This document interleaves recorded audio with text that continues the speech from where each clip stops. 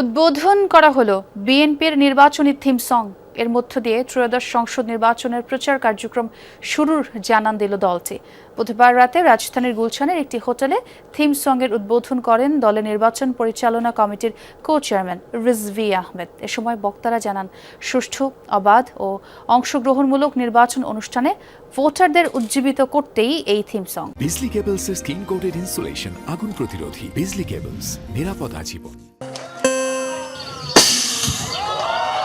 আচরণবিধি মেনে রাত 12টা 1 মিনিটে বিএনপির থিম সঙ্গের উদ্বোধন। ভোট দিব কিসে, ধানের শীষে, ধানের শীষে এই স্লোগান নিয়ে করা থিম সঙ্গে উঠে আসে আবহমান গ্রাম বাংলার নানা প্রতিচ্ছবি। তরুণ থেকে বৃদ্ধ নানা বয়সী ভোটারদের অংশগ্রহণ ছিল থিম সঙ্গে।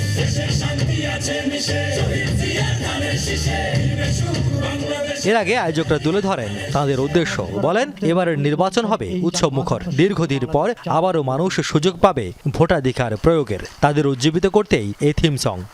আমি বিশ্বাস করি এই থিম সং দেশের প্রতিটি প্রান্তে মানুষের মনে নতুন আশা জাগাবে, গণতন্ত্র পুনরুদ্ধারের পথে নতুন গতি সঞ্চার করবে। সেটি অবশ্যই সেই প্রতীকের জন্য যা ধানের শীষ, আর সেই ধানের শীষ যেখানে মিশে রয়েছে শহীদ প্রেসিডেন্ট জিয়া রহমানের বাংলাদেশি জাতীয়তাবাদ, রয়েছে স্বাধীনতা, রয়েছে সার্বভৌমত্ব, রয়েছে বহুদলীয় গণতন্ত্র।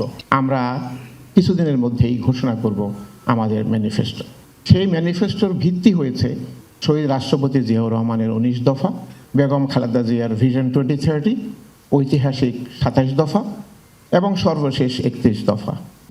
অনুষ্ঠানে বিএনপি নেতা রিজভী আহমেদ আশা করেন আবারও ফিরে আসবে হারানো ভোট উৎসব। অংশগ্রহণমূলক হবে ত্রয়োদশ জাতীয় সংসদের নির্বাচন। এবং আমরা যে উৎসবের আমেজ হারিয়ে ফেলেছিলাম 15-16 বছর ধরে, আবার আমরা সেই উৎসবের আমেজের দিকে ফিরে যাব এবং বাংলাদেশে সত্যিকার অর্থেই একটা ইনক্লুসিভ নির্বাচন, অবাধ সুষ্ঠু নির্বাচন এবং সবাইকে নিয়ে যে নির্বাচনের জন্য আমরা চিৎকার করেছি, আমরা কথা বলেছি, আমরা স্লোগান দিয়েছি 15-16 বছর ধরে, যেটি কেড়ে নেওয়া হয়েছিল, আবার সেটি ফিরে আসবে।